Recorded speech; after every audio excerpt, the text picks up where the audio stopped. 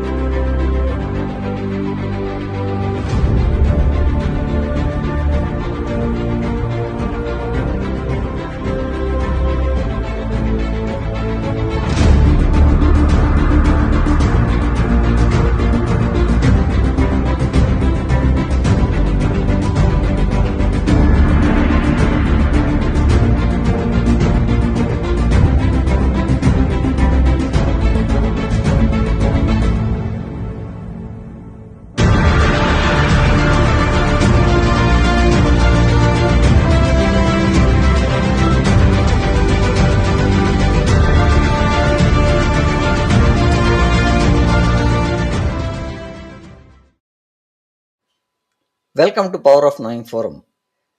Let's welcome Jitu and dive into the topic. Awesome. Hi Jitu, Hey, welcome to Priyank. our podcast, sir. Good Thank you so evening. much. Thank you so much. Thank you for having me and good evening. It's Good evening. it's great to be Jitu, part a of. small intro about yourself, Jitu, to the audience.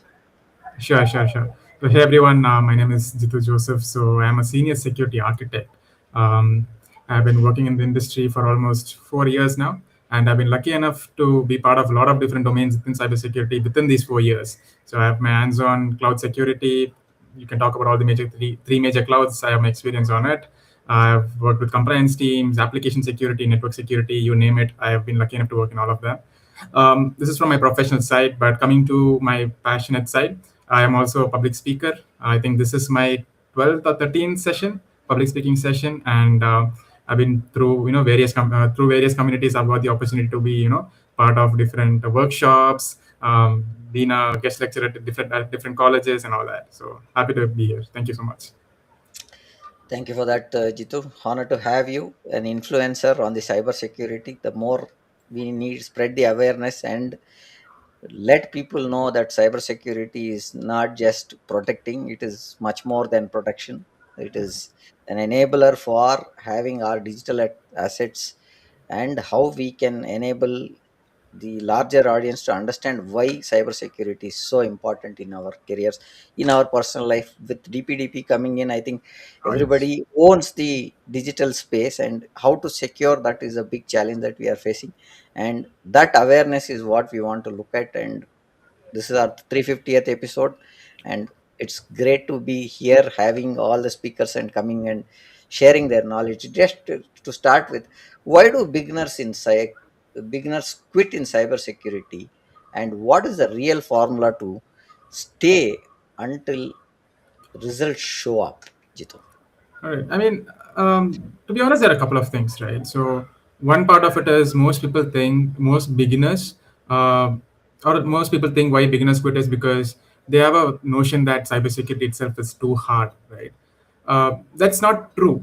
I mean, to a sense, as long as you've been putting your effort and all that, it's the problem is not that cybersecurity is hard. The problem is the fact or the reason why people quit is because they can't see progress, right? What I'm trying to say is I have been, and even I have experienced this a lot during my initial time because it took me a lot of time to get into cybersecurity. I was clear that I don't want any other domain, but this was the only way that I want to go forward.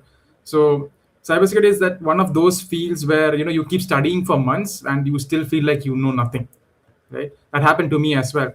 And the problem here is, from a psychological point of view, this would create a silent self doubt, if I may call it that, right? And this would kill consistency, because imagine, right? Imagine that I'm a student right now. I'm trying to get into cybersecurity.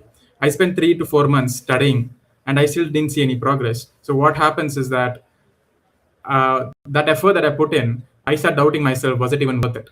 Right. So it's not that it's a talent problem, or it's not that because cybersecurity is hard. It's the way the system is designed, right? And the way people are actually studying, right?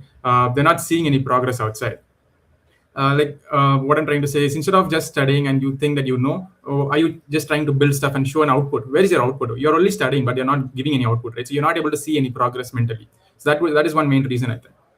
And the other part is that cybersecurity, honestly, me being in this field, I would say it without any doubt that it is too overhyped, right? It's like people think cybersecurity is cool because, I mean, it's cool to say that I work in cybersecurity. Or people think it's all about ethical hacking. I've been to so many colleges, spoken to so many students. Everyone thinks that cybersecurity is all about ethical hacking. I just had a recent conversation yesterday with one of my, I don't know, someone who I know personally, and they were like, "I lost my WhatsApp chat. Can you, bring it back?" I like, "Why did you ask me that? You are in cybersecurity, right? Can't you ethically hack it and bring it back, right?" So this fake notion is out there, and the overhyped feeling of the fact that cybersecurity pays you more. It could. I'm not saying it won't, but it is too much. It's like it's just in a different way. So these are a couple of reasons why people actually fail. Like you have a certain expectations in your mind, and when you don't get it, you actually fail, right? And you're like you get disappointed and you don't continue. So these are a couple of reasons that I think I could think of. You're right in saying that, because cyber security means, as you rightly said, if something is gone, you either retrieve it, or something is going wrong, you protect it and see how it can be recovered. So that is the only way that cyber security. When you say cyber, they think it is something which is risky, and they don't want to look at cyber security as a framework for protection. They Mhm. fear it, because now as we were talking in some of the events, Jitu, if you recall, there were certain cyber crimes that were reported, if you really look at. Yeah, But most of the people who came from the cyber security industry, they said cyber security incidents are not reported at all. at That all. is the Yeah. major challenge that we see, where, because of the awareness, they what they think is, if I am prone to cyber security as a, or I've got affected due to a cyber threat incident, that means there is a image that gets damaged. That is come in the minds of the people itself, leave alone the organizations facing that kind of a Mhm. challenge, right? So Yeah. now, why do most beginners quit when the real reason behind is dropout, not what I mean is, why do the beginners quit in cybersecurity? That's the point, because it's not about dropout, right? Yeah. See, again, the other thing could be making sure that the beginners have a feedback loop, right? I didn't have it, and it was really hard for me. Hmm. Uh, so let's say I'm consuming something. I'm consuming content. I'm not able to produce anything. I don't know if it's right or wrong, right? I'm not Yeah. getting any feedback from anyone. So Hmm. that is not there even today, right? When I started, I didn't have it, but I'm trying to make sure that everyone I speak to, like whenever I go to different, guest lectures at college, I make sure that every student has that freedom to talk to me. So they have something that I can give a feedback to, so they know where to improve. So no feedback loop is one problem. The second thing is unstructured learning. The reason why I'm saying this is because I've done this mistake again. I've done almost every single mistake that I would point out here, right? So I didn't know how to start. I just knew cybersecurity, and like everyone, I thought it is just ethical hacking, and I started looking at CH as a certification, right? I didn't know that there was cloud security, which was really vast. Then I didn't know GRC. GRC itself is, I can say, it's a completely different domain out of cybersecurity. There are so many things that's happening out there, right? And I think there's a beautiful mind map that's out there in the internet where you can see that there are at least 40 to 50 different domains within cybersecurity itself. Students don't know that. Beginners don't know that, right? So you start doing some random courses on Udemy. You start doing some random labs, and there's no proper direction at all, right? And the other thing is, they don't know which domain they want to pick, right? If you want to do pen testing, why are you learning about how to do a risk assessment in a different from a non-technical way, right? Or if you are someone who doesn't want to do pen testing at all, why are you even looking at a CH certification? Because CH is almost towards ethical hacking, right? It covers the broader concepts of cybersecurity, but it's more focused towards ethical hacking. So there's no proper direction. They don't know where to start. Their learning is completely unstructured, right? I did the same thing for 6 months and I didn't see any results. I just know the only thing that helped me out of that was knowing bits and bytes out of different parts of cybersecurity, but it didn't help me anywhere. So it would help beginners a lot if they actually start this way, right? The best way to start is find out which domain you want to actually continue in, right? Understand what cybersecurity is, understand what the different domains are there. I'm not telling you you should know everything. Just know what are there. You should know what AppSec is, know what GRC is, know what are the different things that happen in GRC under GRC, right? Then there's cloud security, container security. Now the biggest thing is AI, right? So know all of these, know what happens there, choose your most interested field, right? Then you start structuring your learning from there. If you want to do pen testing, you have to have a directed path. You have to have a straight line, right? This is where you start. This is the next certification. This is what you're going to do, right? Do that. Once you start doing that, then it'll be easier for you. Otherwise, you keep doing everything, and in the end, you don't know nothing, and you're going to fail anyways. So I think with that point, can I ask you something like, Yeah. is it the confusion?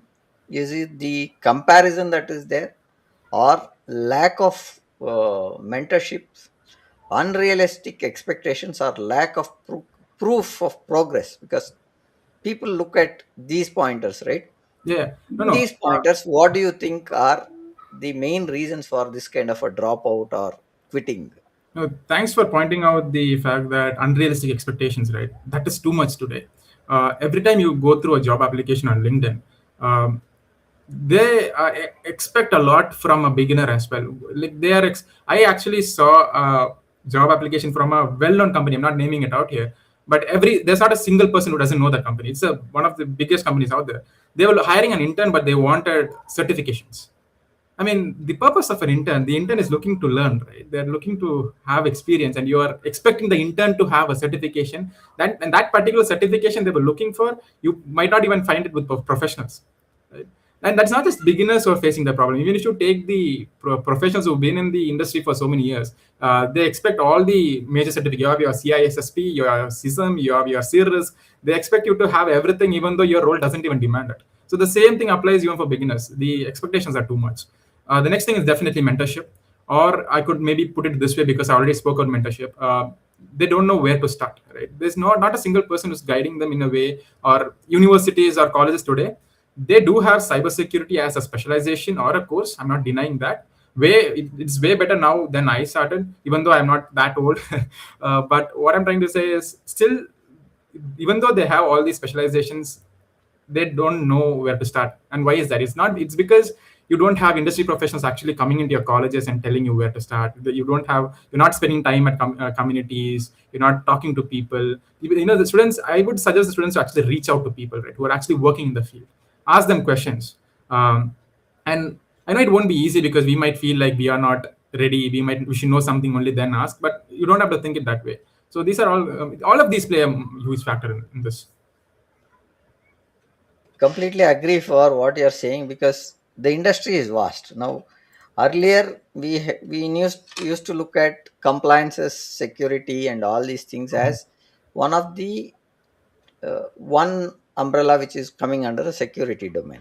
Today it is not like that. As you rightly said, there is IAM, there is privacy side, there is cloud security, there is app security, right? And then you have the segmentation done on what layers the applications are sitting in. Yeah, yeah, yeah. A lot of things are there now. What is the early danger zone, week or month, where most people fall off, and how do we prevent them? Is the see we want to understand what is the early signs that are coming up for that quitting of work. uh, Hmm. I think this is more of a psychological thing than a technical answer, right? Because from my experience, I think I started to almost give up.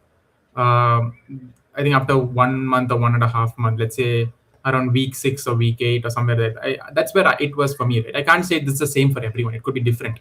But once I started feeling that, then I started putting myself into place. I started talking to myself, saying, "Why did you even start?" Right?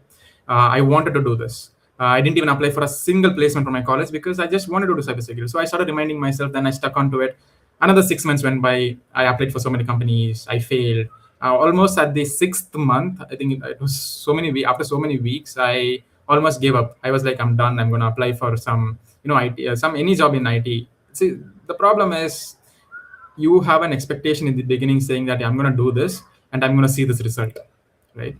And once you don't see that result, your initial excitement is gone. Your reality starts kicking in, and all this happens because your results are invisible, right? Um, I face the same thing because I was expecting a result. I was worried about the result, and the result is actually getting a job. Right? So I'm a big fan of Dhoni. So one thing he always says, and I kept to my mind, is you never worry about the result, right?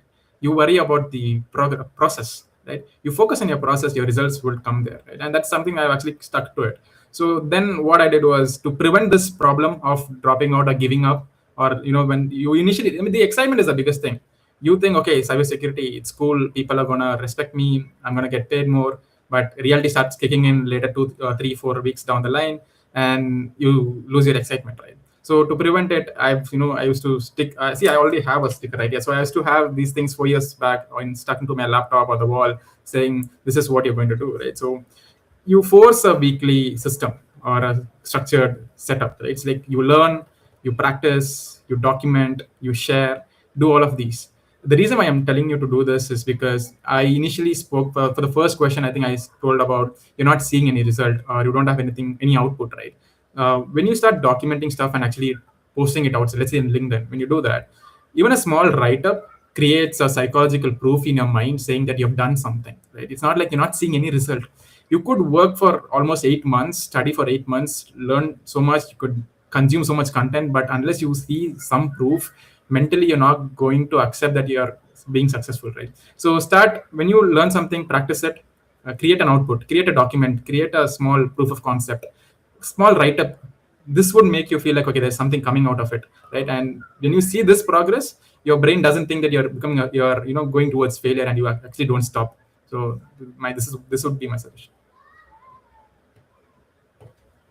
So I think what we should tell is, you mentioned it as aptly, saying that uh, cyber security can be learned, but if you don't talk to people or get into conventions where people talk how the reality is and how it is getting implemented, you will not get the real kind of examples, right? So that is where we want to look at. And now if you really look at how we can do is, you should look at framing a system, looking at what is the current problem, not just a talent problem, right? You should give some of the, look at what could be there are case studies that are available in the internet, on the Mhm. internet, where Mhm. you can get some of the root cause analysis, what caused the issue, how did they resolve it, how did they counter, what was the structure that they followed.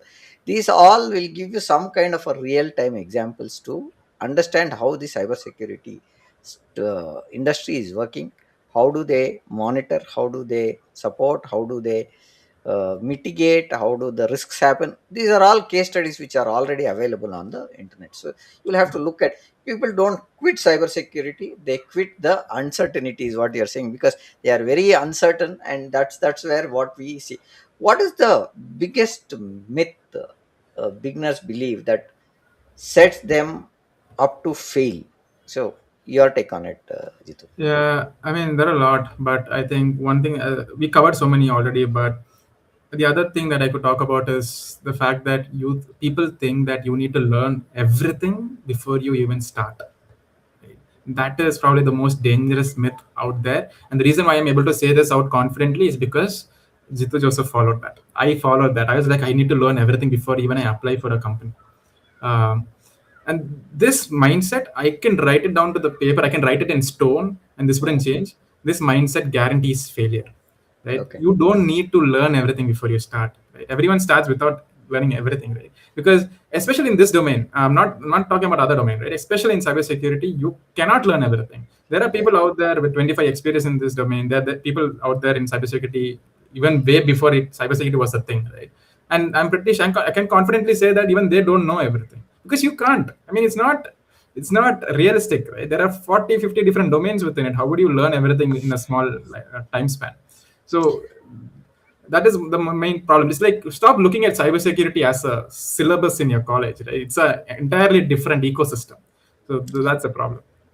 No, I think let me put or add to what you've been saying. Is it's an evolution that has happened in the cloud space, is what I will say, because Mhm. I am the old schooler guy where we started with network security, right? So it was Mhm. called network security at the Yeah. initial times, right? And we had one VLAN, not VLAN, we had LAN, we had then we had LAN segmentation done for data backup, bandwidth, and stuff like that. That is how the subnets were created.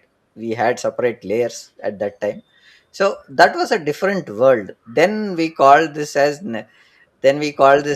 information security management Information. system, right? So then it became, then now when the advent of cloud came in, it became cloud security, and now we are calling it cyber security, because the terminology still remains on the security angle, but the terms have changed, Yes. the domains have split, because earlier the data centers were for a particular location, right? And we did not work globally. Our data centers were predominantly for one customer or a couple of customers in one zone, right? And they were all private data centers. They did not have a public facing data center. Today, everything is on cloud. You don't know which zone you belong to. And so now, if you really look at cybersecurity, the spread is more. The Mhm. user management, if you talk only IAM, we used to have about few users. Yeah. Now we have global users. And every IAM implementation is across the globe. It is not that it is going to be in India. It can be in Australia, it can be in Singapore, it can be in Canada, it can be even in the US. So one IAM should cater to multiple policies, compliances. Mhm. So the learning is big if you Too really much. look at. Now, how are the laws which are going to happen in European region? What are the laws GDPR dictates? GDPR, What yeah. are the laws CCPA does? Now the laws in DPDP that is there in India. What are the Mhm. laws for data? How is the data retention, location? Everything is a challenge now. You will have to understand and go into. We are just talking about IAM. Like this, we have many other ways of looking at data security, data sanity, PII information. All these are crucial elements in cybersecurity. Don't just think cybersecurity means it's one thing. Yeah. Select your niche, as rightly what Jitu told. Write down, do a research, fix something, and fix something which makes you do everything with passion, is what I would say in as Agree. many words that I would like to say. Now, coming to the next point, the as you said something and we mentioned it, I must learn everything. That's the Mhm. first point that everybody says. I need to code. That also is the next. I need to know coding first. That's the another. I need an expensive lab also. That's Yeah. the another myth that I see. And certificates that guarantee a Uh, job. That's another take that they want. And which is the most harmful myth among these, Jitu, according to Okay. you? Since you mentioned certification, I think it is on par with what I just said. Is the fact that you need to learn everything before I start. I thought this was the only thing. I completely forgot about the certification part. Thank you for reminding. Certifications is another big thing, and especially in our domain, right? Because there are tons of them, Tons. and like I said, I think initially one of the question we was talking about unrealistic expectations, and that is the main problem, right? There's something called this. I think I spoke about this in one of my sessions at a college, and I was studying. There's something called a purple squirrel phenomenon, right? So the purple squirrel phenomenon, in simple words, it basically is there's a person who's trying to find a purple squirrel, and the fact is that the purple squirrel doesn't exist, right?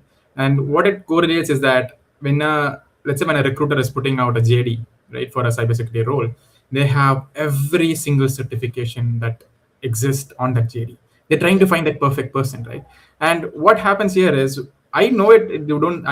Since I have experience in this domain at least for a bit, I know that you don't need all of this. But let's say if I was in the shoes of a student who's just graduating, I don't. I might think that I actually need all of these certifications to get in. Right? Get it. And I would completely forget that it's not about the certification, it's about your practical experience that matters. I could have 10 different certs, but I still cannot have, I might not have any hands-on experience, and it doesn't make any sense, right? I personally would prefer people with hands-on experience to join my team instead of a guy who's hunting for certifications, right? Certifications are I'm not going to call it a myth, but it's again something that's too hyped, as hyped as cybersecurity is, right? um, you might apply for a role within pen testing, but they might ask you for CCSP, which is completely in cloud. It has nothing to do with pen testing, but they need CCSP, right? And every single HR needs CEH for a beginner. I personally, I would not prefer CH. I've done CH. I'm not against it, but I would prefer someone who's done EJPT or OSCP, because that has more practical hands-on experience. Right? So, not telling it as a myth. It's the fact that it is portrayed in a different way, which is actually wrong. And there's again nobody else to guide students saying that, okay, this is not how you have to look at it. There is a different way to do it. I agree for that because the other thing that we need to look at also is if I have a certification, I've learned a lot to Ah, get into certification, right? It is not an easy task to finish CISP, oh, right? it's not. If you It's not. really and CEH also is not that easy to finish because you have labs. You will have to do a lab and at least do a demonstration that you are able to penetrate into a healthy system and see what are the loopholes, the ports that are open, and many other tasks that are supposed to be done. Agreed. Without having that experience, you will not be in a position to think realistic. So Mhm. that's the major part I am trying to understand. Now, coming to the point that we were talking about these myths, is there a mindset that can make a shift immediately from that improves the retention and also gives you a confidence that this is the domain or this is the industry that I want to work on? So Mhm. because we are talking about quitting, right? So most beginners quitting, so we want to see, is there something that improves retention and confidence? Okay. I'm trying to see how simple I could put it after saying all this, right? I think the best way to say it is learn just enough, right? You only need to learn whatever your next role requires for you to learn. It could be for someone who's stepping into cybersecurity. So whatever your first job requires, learn only that, right? And Mm, you could be someone who's in the field for 1 year. You could be an intern. Whatever your next role is, learn just that for now, right?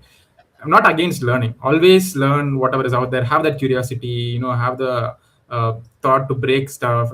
Have that curiosity. It's really good. It's always good to learn other stuff. But when you're trying to get into the field, learn whatever is required. Right. First is obviously picking the domain which I already spoke about. Right. What mm, interests you? Do you want to choose SOC? If you want to choose SOC, and if you want to get into monitoring and incident response, it wouldn't make sense for you to become a pen tester and actually look at OSCP certification, right?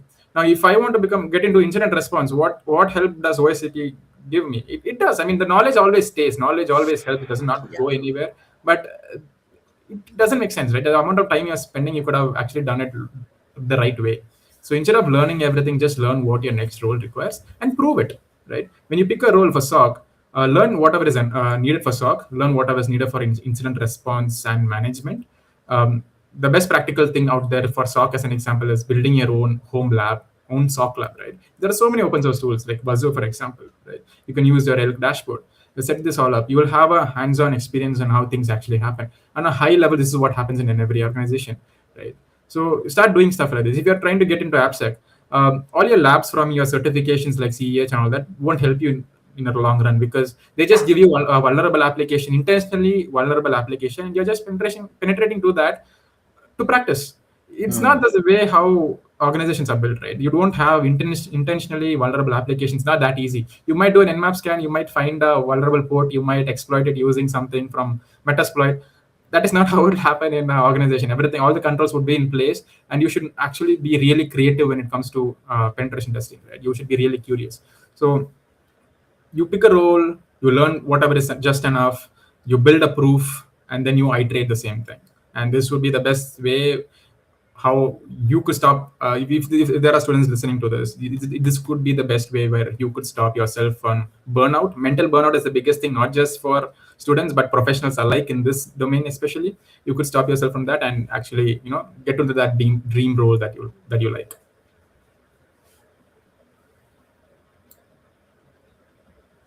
So what we are saying is we should debunk things which are very particular when we say clear replacement belief. So learn what needs to be aligned for the job requirement that you are Exactly. applying, Yeah. right? So now if you are looking for a SOC analyst, you should be learning about how do I build the evidence, what is Mhm. that is to be there, what is the iteration that happens on a weekly, how is that the monitoring happens, how is the risk management thing happening, what is the change advisory. These are things that you should look at, because you go to any domain, these are common things that are required. Change advisory is one thing that you should look at. What are the changes that are there, how are the changes applied, what is the approval process and stuff like that, what is the evidences that they collect for every incident. That's cybersecurity is protecting from getting affected, right? So you need to look at basic things of what is an incident, how does an incident happen, what is the way of monitoring incidents, what are false positives. All these pointers are some things that you should look at, and look at growing, aligning to the basics of the job requirement, right? So that is the, and as Jitu rightly what you said is, the fastest way is to fail in cyber is chasing everything, right, at Yeah. once, and you run for everything. I'll learn CASP, I'll go CH, and I'll do something else there, and I'll become a CISA, I'll do CASM. Yeah. Multiple certifications are there, Point. so Yeah. you don't need to run around, is what Jitu is saying in as many words. Now, if someone is starting from zero, right? That's Mhm. what we are talking about, where we are talking. What should their first 30 days look like? Okay.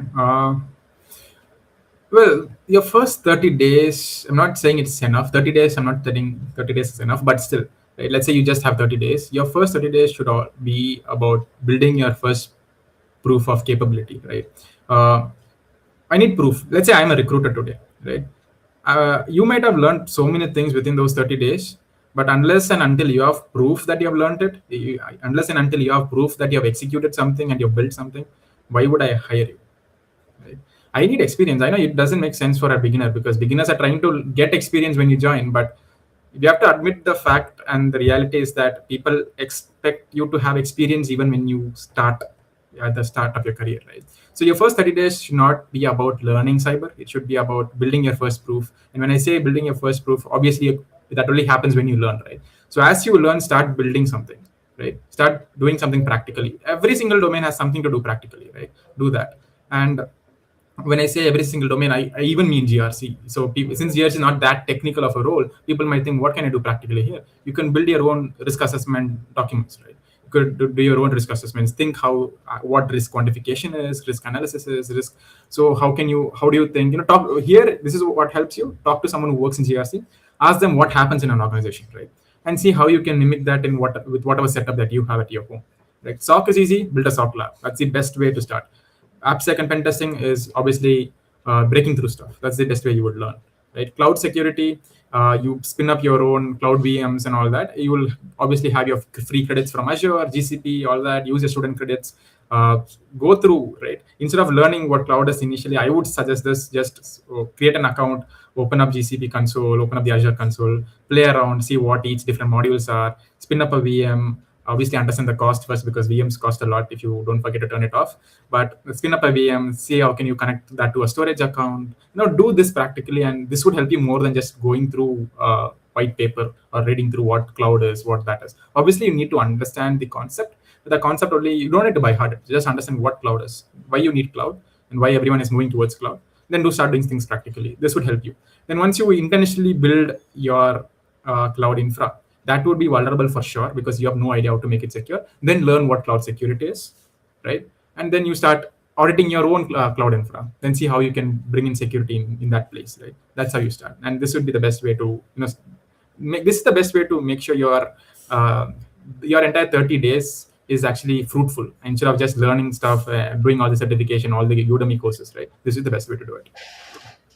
Now, I think there is another pointer that I would like to add when we are talking about experience, right? Now, today's environment and today's students have the uh, luxury of having some kind of an internship that is happening, Oh yes, yeah. right? These people can reach out to forums like the CSA forum, the B-Sides Bangalore Besides, forum, yeah. or the ISE2 or ISACA. These forums always have some of the sessions that they can look at, and they also give some of the hints where an intern is getting hired for some kind of short period of time, right? And that internship is there. Now, I've seen few kids who have gone and done in the first year holidays, they've gone and wanted to see how cybersecurity works. And the second year break, they have taken something on AppSec. Third year, they have done something on something else. So these breaks of 1 2 months or 3 months, whatever period that they are able to spread, gives them the real time experience. And the question is, once you come up out of the college also, you have that experience which you are carrying for the first 1 to 3 years. That also gives you a added value where you can say this is where what can be done in the domain. And this also makes you understand what cybersecurity or the coding or anything that is of interest to you can we pursue in that lines, or don't do we change paths. So I think that's the way we can look at what Jitu was telling was.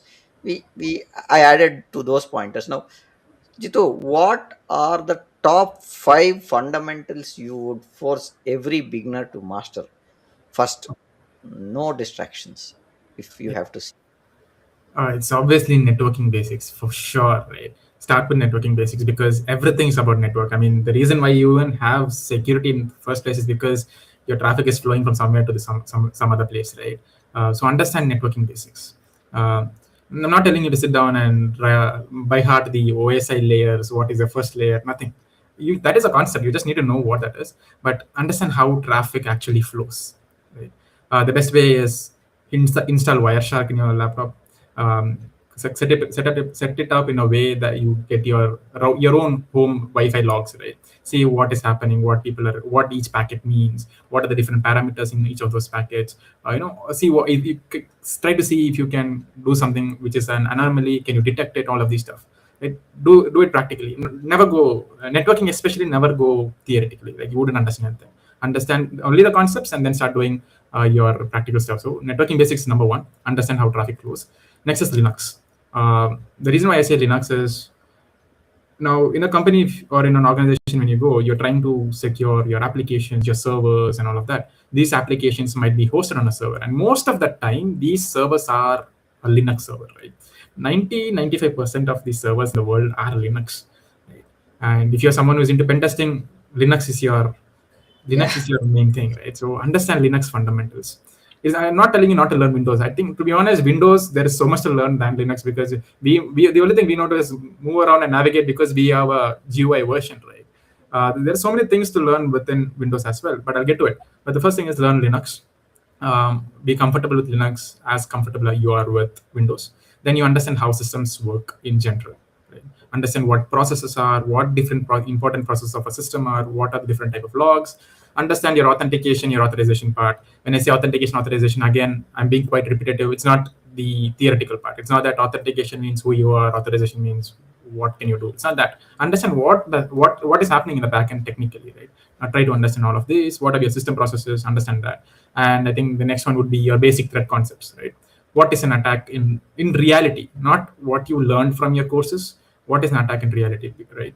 I could still confidently say there are people working in the industry who have no idea, or it was hard for me to also in the beginning, right? Who doesn't know the difference between a threat, a risk, and vulnerability, right?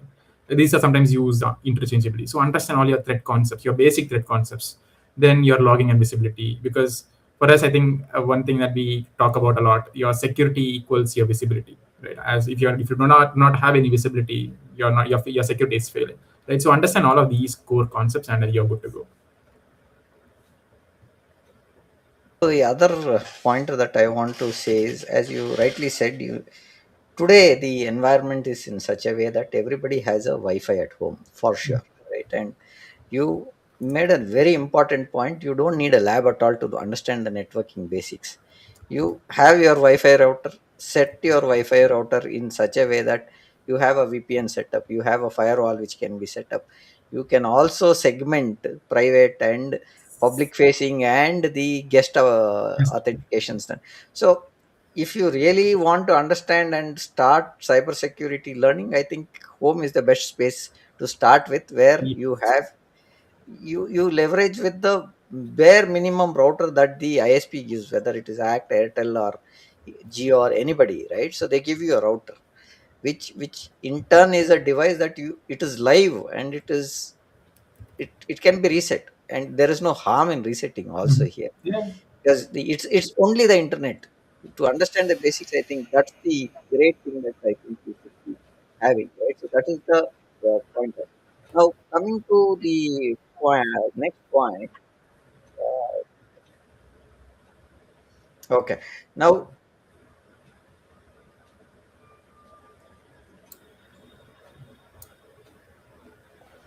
okay. Now, what we are saying is, look at the beginners friendly, repeatable routine, learn, practice, document, share. And that's what you rightly said, Jitu. Now, Mhm. coming to the next point, what does a simple weekly routine look like? Tasks, uh, hours, or outputs? Okay. Yeah. So yeah, let's put it this way. Let's say I take a concept, right? Your day one, let's say if you have the entire day, right? Your day one should be spent learning that concept theoretically. When I say if you're starting out with cybersecurity, understand what cybersecurity is, the concept, understand why you need cybersecurity. Next thing is your CIA triad, which is like the golden standard of everyone who works in cybersecurity. What CIA triad is? All of these concepts that you have, your risk, your vulnerability, your threat, the difference between them, how they are correlated, and all of that, right? So what we can do is your day one should be focused on that. Your concept part, so you have a high level idea of what it is. Your day two, three, four is purely practice, right? It must be purely practice only. It should be labs, simulations, and all of that, right? And don't stop with this. This is not your end goal, right? Your next day should be your documentation part, right? Write what you did. I think last year I posted around 370. I had a goal of having no something like 365 days, 365 posts on LinkedIn. So every single concept that I learned, every single concept I was learning, I started documenting it and I started posting it out on LinkedIn. You could do the same thing, but in a different way. It could be, you could do your own, you could add your own jazz to it and all of that. So document whatever you learned or you wrote, right? And you could share it in different platforms. LinkedIn is great. If you did something, let's say if you actually built something, you create a repo and and you make your GitHub repo public, and you just don't, instead of just putting it out there, put it somewhere where people can see it, right? Post it in LinkedIn saying, hey, I built something, I'm curious to know your feedback. Post it out Yeah. there, yeah, put it in your resume, all of that, right? You could write a Medium article and saying how, if it is, let's say, AppSec, right? If you learned how to detect a IDOR vulnerability and how to remediate it, document each step. This is what I tried to do. This was my use case. This is how I found it. You document Yeah. each with screenshots. So others also, you're in a way you're doing two things. One, you're showing out your proof of capability. That's what I spoke about earlier. Second thing, you're helping out other beginners as well. And your day seven, let's say the last day, uh, ideally, if you have a mentor, ask your mentor for feedback, right? Let's say you review it, or you review it by yourself. Okay, what went wrong? What did I do? What do you think could have gone wrong? Or what do you think could have gone better? Review, and then you fix all these gaps. And yeah, I'm not saying you have to spend 24 hours a day. At least if you are, I mean, you're a student, let's say could spend 3 4 hours a day. And if it is structured, it is enough. If it is unstructured, then it doesn't make any sense at all. It doesn't matter if you spend your entire 24 hours a day, it won't make any sense. So at least daily 1 or 2 hours should be fine. The point is very valid, Jitu, because consistency beats intensity, right? Especially in cybersecurity. Now, Yeah. what you said is 365 days, 365 contents that you have documented. Mhm. Now, earlier I think LinkedIn had a option of collaborative articles. I don't see that nowadays. Yeah, I don't see Yeah, that. yeah, so you could write an article and invite collaborators to help you understand or fine tune the document, or you are learning much better. That Mhm. was the stage that LinkedIn helped. I am not seeing that nowadays. But when you are part of these kind of forums where you are part of CSA or ISACA or ISC2 or any other cybersecurity platform, you attend these events, you write about the event, and you get to know people what they are doing, get your views. You can find mentors also, like what Jitu is telling is, Jitu can be one of the mentor if somebody is looking for, right, and we can help them and understand. Please reach out to Jitu. So I am bringing up his LinkedIn scan here. You can get connected to him, and you can scan, and you can connect to Jitu's LinkedIn profile, right? So what we are saying is, it is how you begin and how do you start adding value.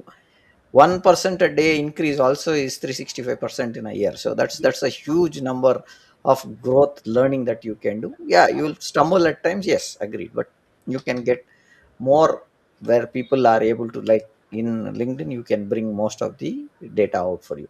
Now, again, coming back to our point, Jitu, how should the beginner choose cybersecurity path? Because as we always been telling in the whole discussion is, it is too vast and they don't need to know everything, right, without getting overwhelmed. So how should one choose cybersecurity path without getting overwhelmed? Well, it's really simple. Don't choose a domain based on hype and the fact that it sounds cool. The reason why I'm saying this is like, you know how I said that most of the students who learn cybersecurity or want to get into it, they want to do ethical hacking, right? Every single student that I like when they reach out to me for questions, I ask, "What do you want to do?" I am trying to get into pen testing or ethical hacking. I say, why? Like the reason why I ask why instead of helping them actually is because I'm pretty sure they don't know the fact that there are so many other domains out there. And the second thing is because the only reason they chose ethical hacking is because it sounds cool, and it is actually cool, right? I mean, who wouldn't want to be a hacker, right? And it's like all those. To be honest, it's probably all those movies that make people think it's really cool. It's not. I mean, it's not that. It's not like we go to a company, we wear a hoodie, we have a black mask on, and that's not how it works. People like me sit there and do stuff that's not actually really cool. It's not that easy as well. So don't choose based on hype. Choose a domain based on, let's say, your fit or Hmm. sustainability as well. Right now, pen testing, for example, since the dawn of AI, like since AI started, we have all AI automated pen testing. Now the question becomes, if you really want to get into AI, pen testing, why would I need you if I have AI to do it? Right? Hmm. I'm not telling it completely replaced, but think about it, right? So always choose based on your fit, your interest, and sustainability as well. Do you actually think this role would sustain in the future? Can you see yourself working 10 years later, right? Can you see yourself working there? That's how you have to choose a path. Got it.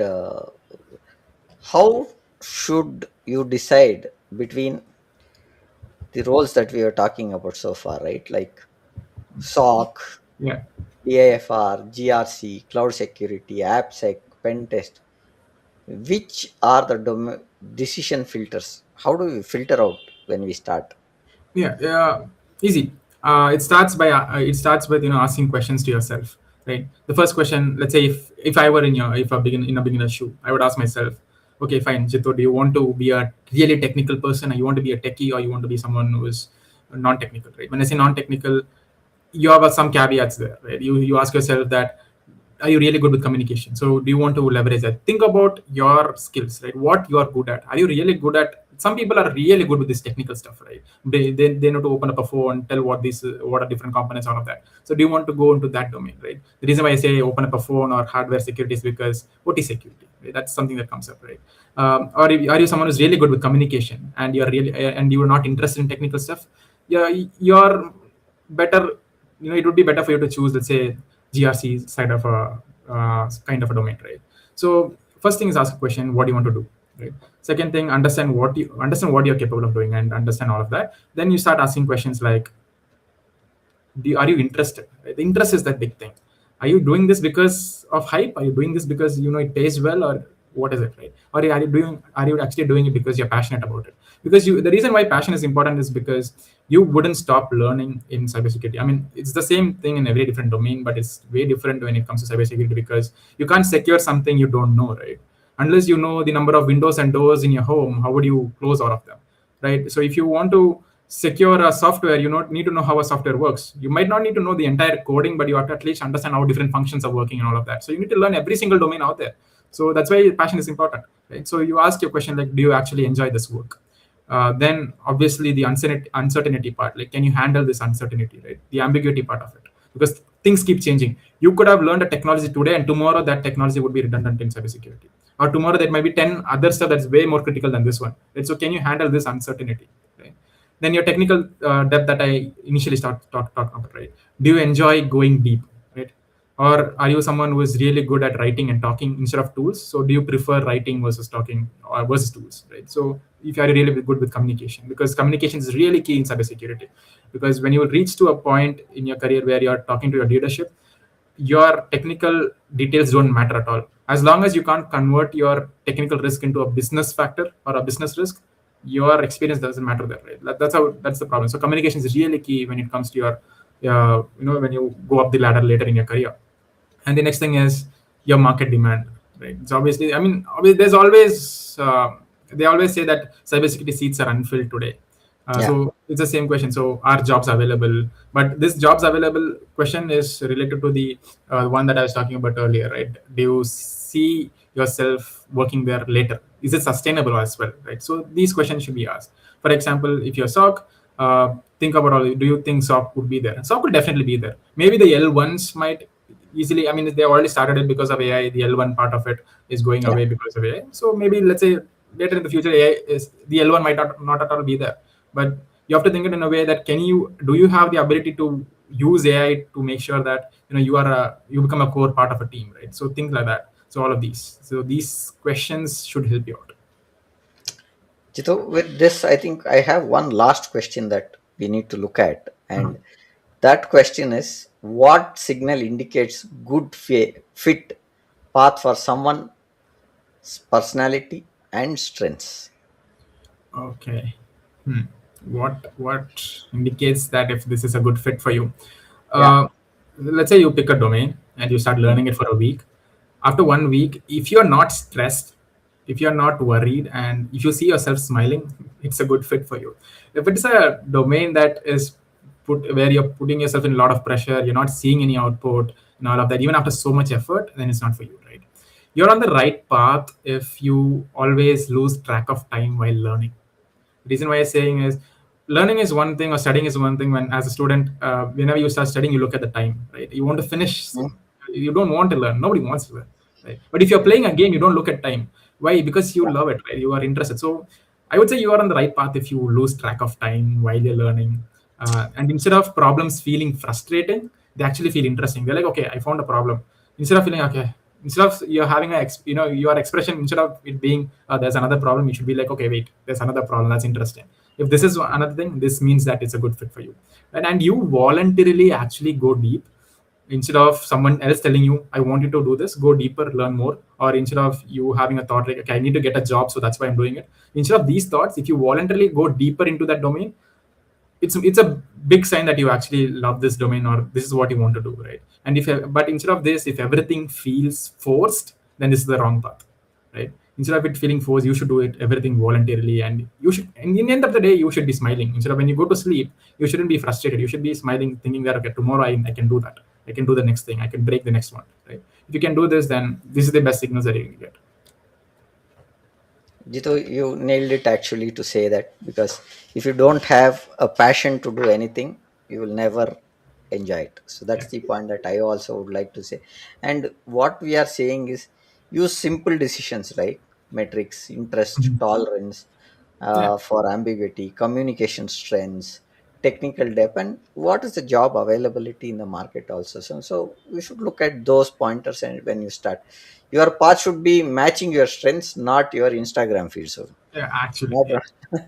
not the Instagram. So you will have to look at bringing strength to it, right? Okay. With this, Jitu, I have three questions, two questions which have come. So Mhm. I'm bringing the questions here. Okay. I'll do the scroll off. Okay. And the question that I see here is one is, so there is one question by, I want to be in network security, like what to do? Yeah, remember when Prem sir was asking about what is the fundamentals? I told start with network, right? Hmm. Because everything is network, right? So understand one thing first. Network security is not just Wireshark. The reason I'm saying this because I spoke about Wireshark. So it is not just about firewalls and Wireshark, right? So understand what network security means. Understand what network means, right? So at its core, network security is all about three things. What I can say, right? It is about how your data moves, what a normal data looks like, and what your abnormal data looks like. Basically, your attack looks like, right? So start with the basics. Your OSI layer, that's the concept. Remember, I said day one, look at your concepts, understand your concepts. Don't by heart it, understand what each layer of the OSI layer means. So learn those concepts and then see how practically it actually works, right? Then you set up your router. Start with your router at your home, your Wi-Fi router, right? Start with resetting your Wi-Fi password, your default password, which Yeah. nobody does. That's just, start from the smallest things. You would start making progress, right? It's like the check boxes. Start from there. Understand what capture all your traffic. Go through each of those packets that you capture in Wireshark or T-Shark and see what it means. Just take a snippet of that. The best way I can tell you, if you do not have someone to teach, take a snippet of your Wireshark capture, take a screenshot, put it in ChatGPT. Right? Use Hmm. AI. I mean, it makes your life easier, right? Yeah. It's not that you're becoming lazy. As long as it's making your life easier, then do that. Just take a screenshot of it, put it in ChatGPT, ask it what are these things, right? Hmm. Understand those. Instead of by hearting there, understand those and see the next packet and try to see if you can correlate, right? If you can understand what this means and all that, then you can set up a VM, try to SSH from this VM to the other one, see how that log looks like. It's all about learning how a log looks like, right? Because network security is all about your data that's moving or your traffic that's flowing, right? So understand all of these. No, I That, think what Jitu is saying also is, you have the virtual box which is there, right? yeah. You can install a virtual box, bring up your VMs, configure your network, same thing that you can do into your Wi-Fi router. That's what is the basic steps that you should look at understanding, because today everybody has an internet, a Mhm. laptop for default, and we are having powerful laptops today, not are those when we started our journeys. Today we have a minimum 256 to 512 GB of storage and 16 GB of RAM that is there. You can have about 6 or 8 GB allocated to a virtual box and build something, right? Yeah. So you can build a virtual box, install two sets of VMs, configure network, break that. All that is possible. That's how you start with.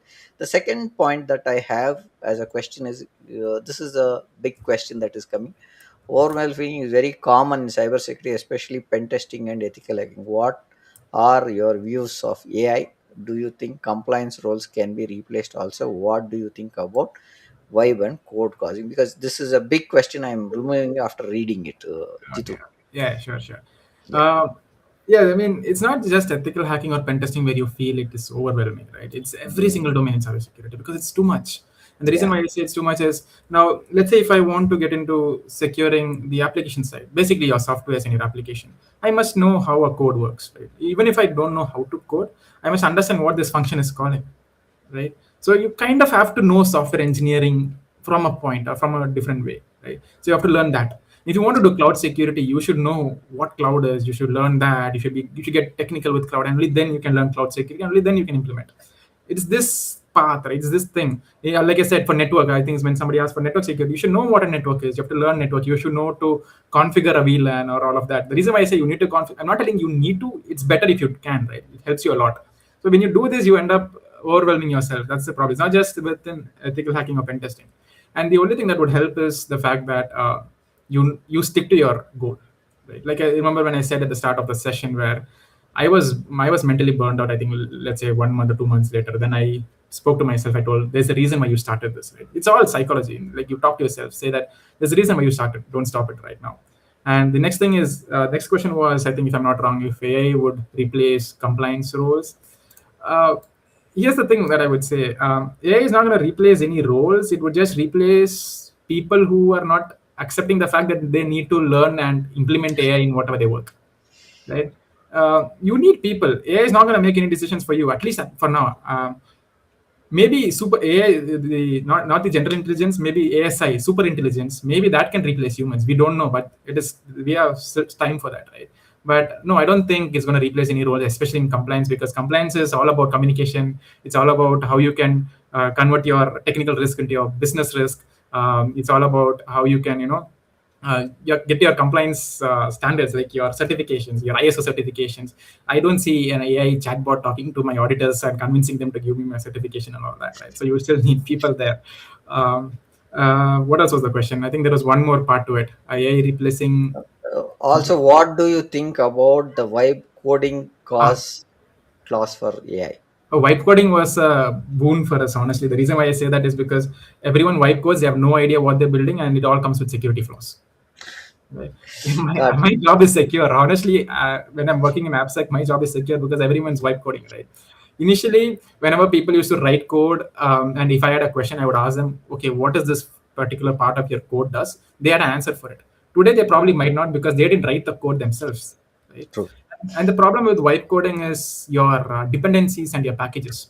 I'll just explain a bit on that before we stop, right? What I mean is, when you today your applications are not built from scratch. It is basically different components pulled in from different places, right? When you Hmm. build an application, you let's say you are building an application where you need to use an HTTPS response, something like that, right? You pull in requests, you pull in different packages like that. So when you do it the same thing with vibe coding, you have no idea what different packages your tool is bringing in, right? You have no idea what cursor is doing. So you just trust that the only thing you're worried about, or a developer is worried about when they're white coding, is if your application is working, It's and if very true.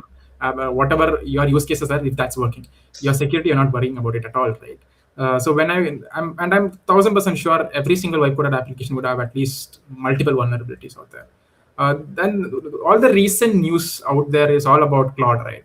And how Claude had multiple vulnerabilities. Your Cowork, your Malt bot, right? Something like that, which could replace people and all that. It itself came up with like 100 plus vulnerabilities, and nobody even knew about it. But everyone were buying the Mac Minis and setting up their own Coworks and all that.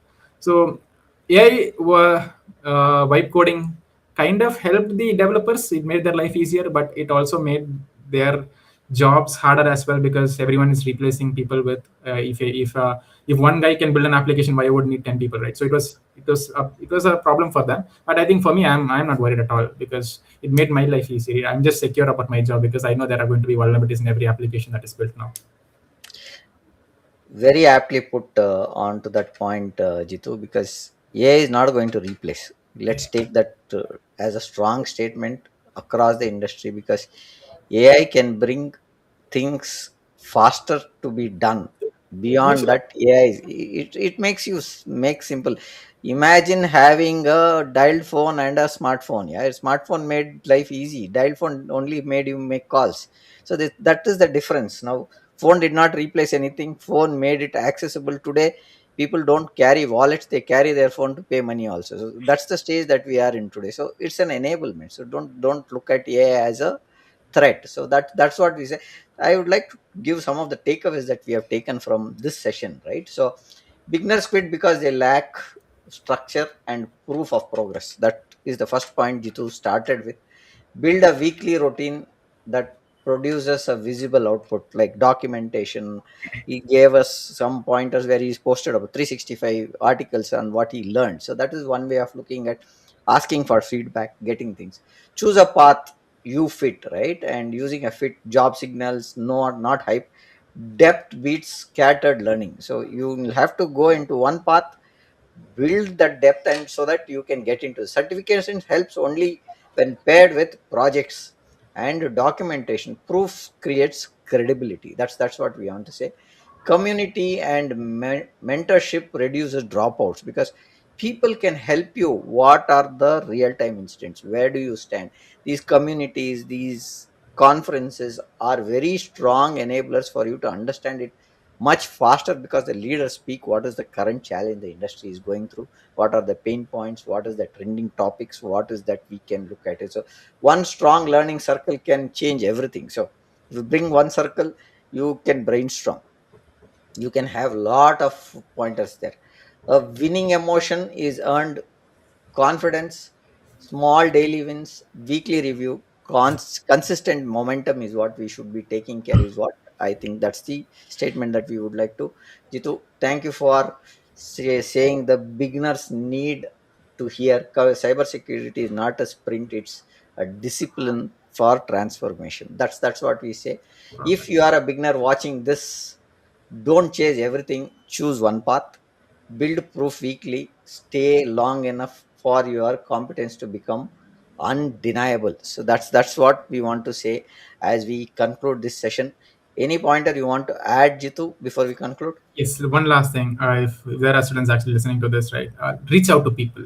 Right, Yeah, when you go to different communities, sign up for their forums, reach out to them, talk to them. You shouldn't have a thought like the reason why I'm saying this. I had this when I came to my first conference. I didn't want to talk to people. I was like, oh, they're all in a different level. They wouldn't consider me. Should I should start doing something only then? No, it's not like that. Especially our community in Bangalore. We are from Bangalore, so especially in our Bangalore, we have a beautiful community, right? There's nobody out there with ego and all of that.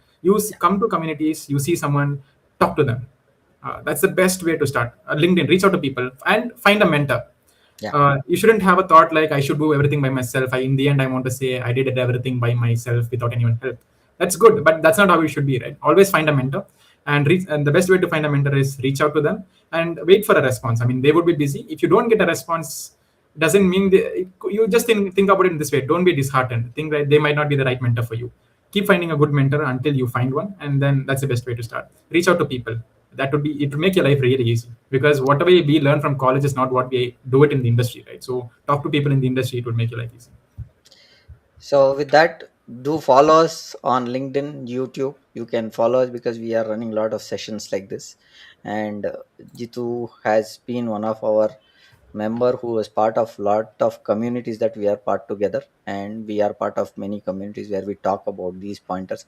Our podcasts happen on the cyber security on every Wednesday. Please join us. I've brought in the LinkedIn profile there. This is our YouTube profile.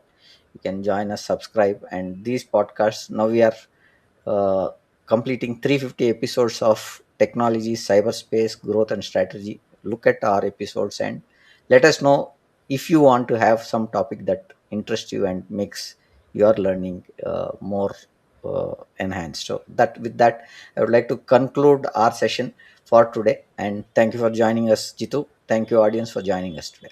Thank you so much. Thank you for having me.